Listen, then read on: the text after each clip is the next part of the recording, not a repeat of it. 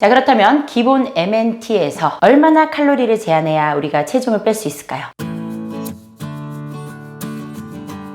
안녕하세요, 내과점의 닥터케이입니다. 자, 제가 최근에 당뇨 환자들이 잘 먹는 법이자 가장 중요한 치료인 메디컬 뉴트리션 테라피에 대해서 집중적으로 다루고 있어요. 자, 비만이 아니신 당뇨 환자들에게 가장 중요한 그 메디컬 뉴트리션 테라피 MNT, 임상 영양 치료에 대해서 잘 살펴보면 사실 이게 당뇨 환자뿐 아니라 일반적인 비만 환자들에게도 적용된다는 것을 알 수 있습니다. MNT를 철저하게 잘 지키면 결국에는 체중이 조금씩 감량될 수밖에 없어요. 물론 이제 MNT대로 생활을 하되 굉장히 많은 양을 먹는다, 이렇다면 문제가 되지만 이렇게 칼로리를 정확히 계산해서 그만큼만 실천해서 먹는다면 당연히 내 몸이 조금씩 더 건강해질 수밖에 없습니다. 그렇기 때문에 당뇨 환자의 MNT는 사실은 일반 비만 환자에서도 동일하게 작용되게 돼요. 그리고 당뇨 환자 식단을 잘 보면 비만 식단과 거의 흡사합니다. 자, 그렇다면 우리가 오늘은 당뇨 환자 그리고 비만 환자 모두에게 적용되는 이 MNT로 체중을 감량하는 법에 대해서 알아볼게요. 사실은 이제 MNT 내용을 잘 보면 삼시세끼를 규칙적으로 다 먹어야 하고, 그리고 탄수화물, 단백질, 지방 다 골고루 섭취해라, 이런 내용들이 있어요. 그런데 이제 중요한 점은 그렇게 먹으면서 체중을 감량을 해야 된다는 거예요. 물론 이제 당뇨가 있으시면서 굉장히 마르시거나 당뇨에다 정상 체중, 이런 분들 같은 경우에 문제가 되지 않지만 대부분의 당뇨 환자에 있어서 체중이라는 것은 뗄래야 뗄 수가 없습니다. 더군다나 정상적인 몸무게여도 내장 지방이 많거나 근육량이 떨어지는 경우는 MNT대로 하면서 내장 지방을 빼주셔야 해요. 그러면 나의 당뇨병에 악영향을 끼치지 않고 나의 건강을 유지시켜주면서 생활에 무리가 가지 않게 체중을 얼마나 빠른 속도로 어떻게 해야 조절할 수 있을까요? 오늘은 비만 환자나 당뇨이면서 정상 체중 이상이신 분들, 이런 분들에 있어서 MNT를 지키면서 체중 감량하는 법에 대해서 알아볼게요. 자, 우선 우리가 당뇨를 처음 진단받았다. 그럼 나의 신체 상황을 체크해 볼게요. 자, 나는 비만인가요? 비만의 기준은 BMI와 허리둘레죠. BMI 계산하는 법은 아시죠? 자, 여기 식을 제가 써놨습니다. 나의 체중과 키를 넣어서 이렇게 계산을 하는 거예요. 이렇게 계산한 값이 아시아 기준으로 18.5에서 22.9까지가 정상, 23에서 24.9까지는 과체중, 25가 넘으면 비만입니다. 자, 그리고 이뿐만 아니죠. 나의 복부 비만도 허리둘레를 측정해 봐야 합니다. 허리둘레 값은 BMI보다 심혈관 질환이나 당뇨 고지혈증과는 더욱더 연관성이 크고 직접적인 그런 질환의 위험도의 예측이 가능해요. 한국인 기준으로 남성은 90cm 이상, 여성은 85cm 이상일 때 복부 비만이라고 판단할 수 있어요. 자, 그래서 나의 허리둘레와 BMI 체크하셨죠? 내가 과체중이나 비만이거나 아니면 복부둘레가 정상보다 크다, 이런 분들은 당연히 체중을 감량해야 됩니다. 그리고 MNT의 실천만 주구장창 해서는 당뇨가 궁극적으로 조절되기가 힘들어요. 체중을 감량해야 됩니다. 우리가 당뇨면서 비만 환자들의 1차 목표는 MNT와 운동요법을 통해서 6개월간 체중을 5%에서 10%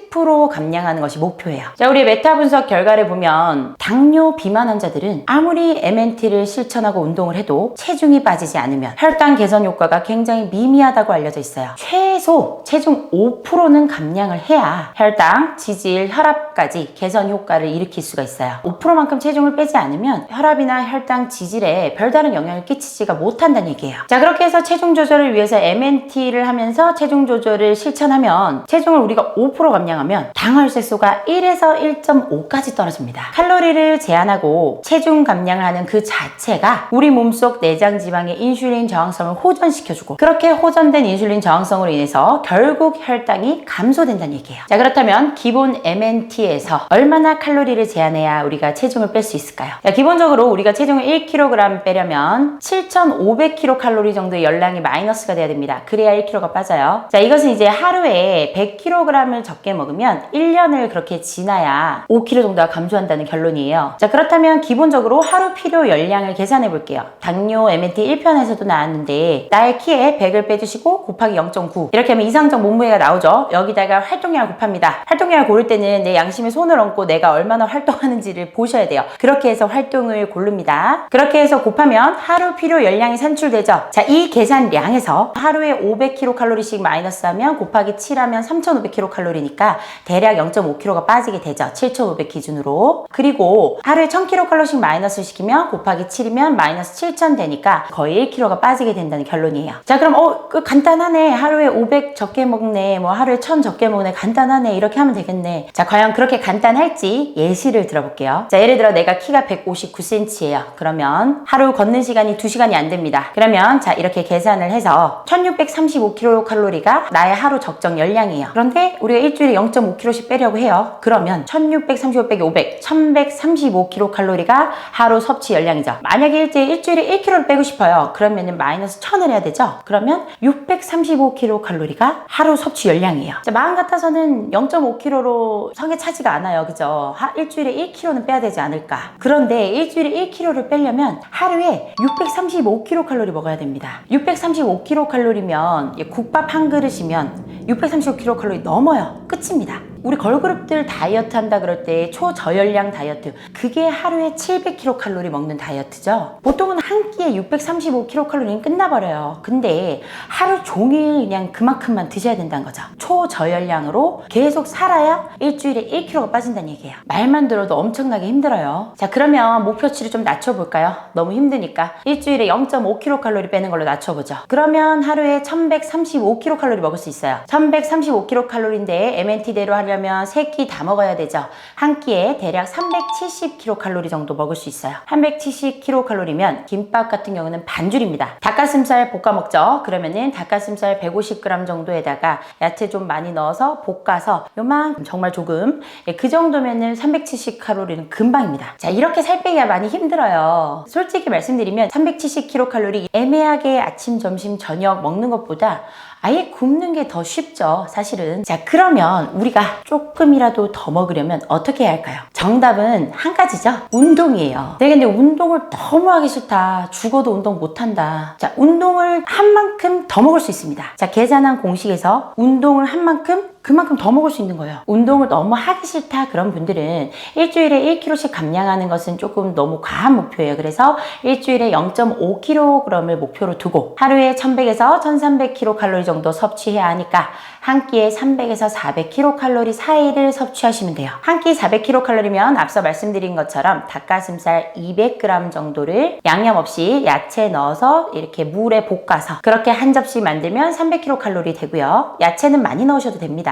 거기다가 고구마 100g짜리 요만한 거 작은 거 이렇게 하나 하면 300 더하기 100 해서 400kcal 끝입니다. 아니면 현미밥으로 치면 70g 정도 드시면 돼요. 이렇게 해서 3끼 드시면 되겠죠. 실질적인 예시를 제가 들어드린 거예요. 닭고기는 그때그때 따라서 오리고기로 바꾸셔도 되고 아니면 소고기를 가끔 드셔도 됩니다. 생선으로 드셔도 되고요. 이렇게 해서 6개월 동안 내 체중의 5% 정도를 뺀다고 생각하시면 됩니다. 이렇게 해서 실천을 하시면 일주일 동안 0.5kg씩 빠지게 되고 그러면 한 달이 지나면 2kg이나 빠지게 됩니다. 그렇게 해서 3개월 동안 6kg를 빼신다면 당뇨 환자뿐 아니라 단순 비만 환자에 있어도 굉장히 좋은 다이어트죠. 요요도 거의 안 옵니다. 왜냐면 규칙적으로 식사가 들어가니까요. 운동을 조금이라도 더 하신 만큼 음식을 딱 그만큼 더 드시면서 다이어트 하시면 조금 더 재미있는 다이어트가 될 수 있어요. 그렇겠죠? 자, 이렇게 당뇨 비만 환자에 있어서 체중 감량이란 너무나도 중요한 문제입니다. 당뇨 비만 환자에서의 체중 감량 가이드라인을 보면 기본적으로 BMI가 25 이상인데 식사, 운동, 행동 치료로 체중 감량을 실패하는 경우 항비만제나 다이어트 약까지 고려해야 한다고 돼 있어요. 다이어트 약이 기본적으로 몸에 그렇게 좋지는 않아요. 그런데도 이렇게 다이어트 약까지 권장할 정도면 얼마나 당뇨에 있어서 체중 감량이 중요한지 아시겠죠? 거기다가 BMI가 30 이상인데 이런 식사, 운동, 행동 치료 그리고 약물 치료까지 했는데 체중 감량이 안 된다면 비만 수술까지도 고려하라고 돼 있습니다. 당뇨 환자에 있어서 비만이라는 것은 이렇게나 가장 중요한 문제란 얘기예요. 그리고 꼭 해결해야 되는 문제란 얘기죠. 자, 이렇게 칼로리를 잘 조절하고 운동까지 해서 우리의 목표는 6개월 동안 80kg이신 분들은 4에서 8kg, 100kg이신 분들은 5에서 10kg를 감량하는 것이 목표예요. 이렇게 기본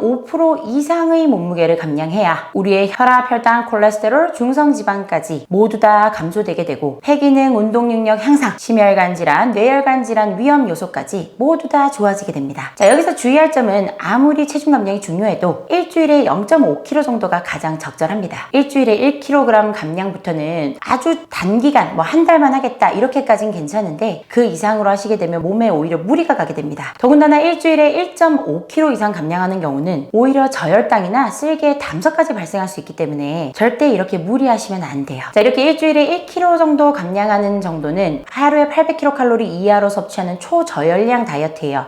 그래서 이런 초저열량 다이어트는 심한 감정 변화라든가 최근의 심근경색, 뇌경색, 간질환 같은 것들을 오히려 악화시킬 수 있습니다. 그렇기 때문에 심한 비만, BMI가 30 이상인 환자에서만 한 달 이내로 단기간만 실행하셔야 돼요. 자, 결국 운동 없이 식이 조절만으로는 일주일에 0.5kg 감량이 가장 적절하고 이것 또한 하루에 1200kcal 정도만 드셔야 되기 때문에 한 끼에 400kcal 정도로 매우 적은 양만 섭취하셔야 해요. 그것만 해도 충분히 잘 하시는 거기 때문에 그 이상의 체중 감량을 목표로 하지는 마세요. 그렇지만 내가 이렇게 시기는 딱 그 정도만 먹는다 했을 때 더 이상의 체중을 빼고 싶거나 아니면 먹는 것을 그 이상 늘리고 싶다면 해결 방법은 단 하나죠. 운동입니다. 운동을 조금이라도 시작하는 순간 우리는 조금이라도 더 먹을 수 있어요. 자, 오늘은 이렇게 비만인 당뇨 환자 그리고 단순 비만 환자에 있어서도 체중 감량이 얼마나 중요한지 그리고 운동 없이 체중 감량을 하기 위한 칼로리 제한 최고치 그리고 얼마 동안 얼마의 체중을 감량하는 것이 가장 적절할지 구체적인 식단 예시까지 알아봤으니까요. 오늘 말씀드린 것처럼 조금씩이라도 체중 감량 실천해주세요. 아시겠죠? 다음 시간은 당뇨 환자에 있어서 운동의 의미와 운동을 올바르게 하는 법 그리고 얼만큼 운동해야 되는지 이런 당뇨 환자와 운동에 대해서 살펴보도록 할게요. 오늘 들으신 내용이 마음에 드시면 구독과 좋아요, 알림 설정 부탁드릴게요. 감사합니다. 내과 전문의 닥터 K였습니다.